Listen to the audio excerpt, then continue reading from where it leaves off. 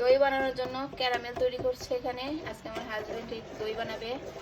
শুধু দেখে যাও কি বানাবে। ফার্স্ট টাইম, এর আগে কখনোই বানাই নাই, দেখি কিভাবে কি রকম দই বানাই। আরে আগ্রহ থাকলে, প্রতিভা থাকলে ফার্স্ট টাইম কি আর সেকেন্ড টাইম কি। দেখবো না। ক্যারামেল তৈরি করা শেষ, এখন দুধটা জাল দিয়ে দিচ্ছি। এখানে টক দইটা একটু ফেটে নিলাম। এই যে এটা ছিল ইয়াগার্ট, দুধটাও হয়ে গেছে। ফ্যানের বাতাসে দুধটা একটু ঠান্ডা করে নিচ্ছি। কাগজ দিয়ে বাটিটা এইভাবে ঢেকে নেওয়া হলো। এখন গ্যাসের উপরে এটা দিয়ে দিব। হয়ে গেছে দই। বাহ,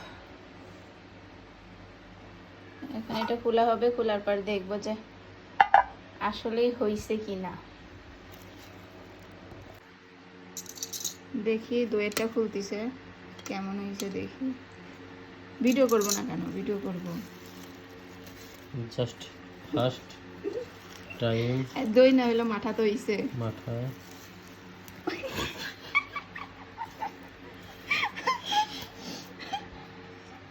কি বানাই গ্রান্ড আবার গেছে কি দেখো, একবারে দই।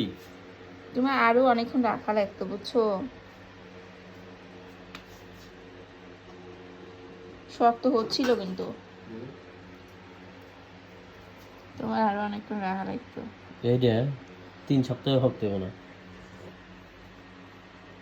এত মজা হইছে বাস্তব।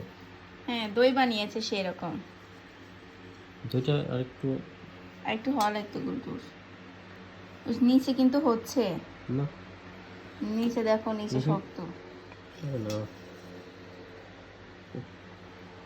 এটা আমি বরফ বানান দেবো। চিপা চাপাই রাখা যায় না, ফ্রিজে গরুর মাংস দিয়ে বুক আইসক্রিম বানায় রেখে দিলাম। এটা রাখো, আর এরকম করে নাড়া যাবে না, গন্ধ হয়ে যাবে পরে। তুমি এইগুলো উপর থেকে খাচ্ছ কেন? অন্য কিছু বানাও, কিছু বাইর করো। তুমি উপর থেকে এটা খালে এখানে কেমন টেস্টি মাখন। দই না হইলেও কাছাকাছি। দই না হলেও কাছাকাছি হয়েছে। টেস্ট দইয়েরই হয়েছে।